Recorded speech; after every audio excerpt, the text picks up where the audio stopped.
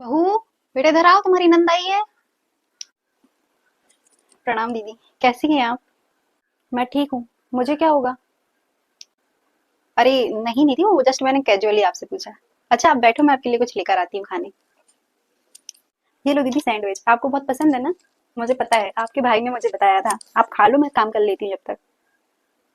ठीक है, रख दो। ज्यादा इम्प्रेस करने की कोशिश मत करो मुझे। ये कैसे बात कर रही है अपनी भाभी से? बात करने की पूरी तमीज भूल गई है। कुछ तो करना पड़ेगा। मम्मी, अब मैं अपने ससुराल नहीं जाऊंगी, मैं यहीं रहूंगी। क्यों, क्या हुआ? मेरे ससुराल वाले बहुत मतलबी हैं। जब से मेरी शादी हुई है, मेरी तो लाइफ ही बर्बाद हो गई है। अरे पर हुआ क्या, ये तो बताओगी?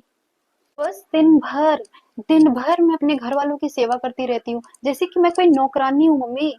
अब मैं यहीं रहूंगी अपने असली घर में। मुझे नहीं जाना अपने ससुराल। हाँ बेटा, ये तुम्हारा ही घर है। जब तक तुम्हें रहना है यहाँ पर, तुम आराम से रह सकती हो। बहू, बहुत दिन हो गए तुम अपने मायके घूम कर नहीं आई हो। जाओ अपने मायके घूम के आ जाओ। लेकिन मम्मी, दीदी घर आई है, मैं कैसे मायके चली जाऊँ? और फिर आपकी दवाइयाँ भी तो चल रही है ना। आपका दवाई का ध्यान कौन रखेगा? अरे बेटा, अभी तो तुमने बोला ना कि दीदी आई है, तो वो मेरा ख्याल रख लेगी, तुम जाओ। और माँ, घर का काम कौन करेगा? ठीक है माँ जी, अगर आप बोल रही हैं तो मैं चली जाती हूँ, पर मैं जल्दी आ जाऊंगी। मैं तो घर का काम कर करके थक गई, काम ना करना पड़े इसलिए तो मैं अपने मायके आई थी। यहाँ पे मुझे काम ही करना पड़ रहा है। हाँ सही बात है, यहाँ भी नौकरानी बना दिया ना मैंने तुमको, है ना? नौकरानी बन गई तुम। बेटा, जब घर तुम्हारा है, लोग तुम्हारे हैं, तो काम भी तुम्हारा हुआ। की सेवा करना बहू का फर्ज होता है, और तुम्हें अपना फर्ज अच्छे से निभाना चाहिए था। लेकिन तुमने क्या किया? तुम सीधे उठी हो, तुम मायके आ गई। ये क्या बात हुई? क्या मैंने तुमको यही संस्कार दिए हैं? सोचो, अगर तुम्हारी भाभी भी ऐसा करे तो मेरा क्या होगा? मेरी 3 टाइम की दवाइयाँ चलती हैं, मैं शुगर की पेशेंट हूँ। अगर वो भी ऐसा करे तो पता नहीं मेरा क्या हो। कभी सोचा है इस बारे में? वहाँ पे तुम्हारी सास का क्या हो रहा होगा? सोच रही हो इस बारे में? नहीं सोच रही हो, क्योंकि तुम्हें कोई फर्क नहीं पड़ता, तुम्हें तो कंफर्ट चाहिए, है ना?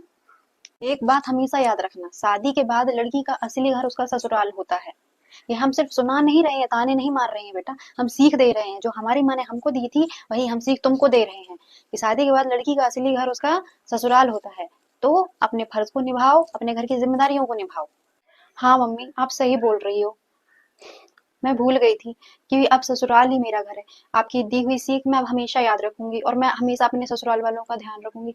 पर मम्मी, मैं जाने से पहले भाभी को सॉरी कहना चाहती थी, लेकिन वो तो अभी मायके चली गई हैं। तो जब भी वो आएंगी तो आप प्लीज मेरी तरफ से उनको सॉरी बोल दीजिएगा। मुझे सच में बहुत अफसोस हो रहा है, मैंने उनकी बहुत इंसल्ट की, जबकि वो तो कितनी अच्छी हैं।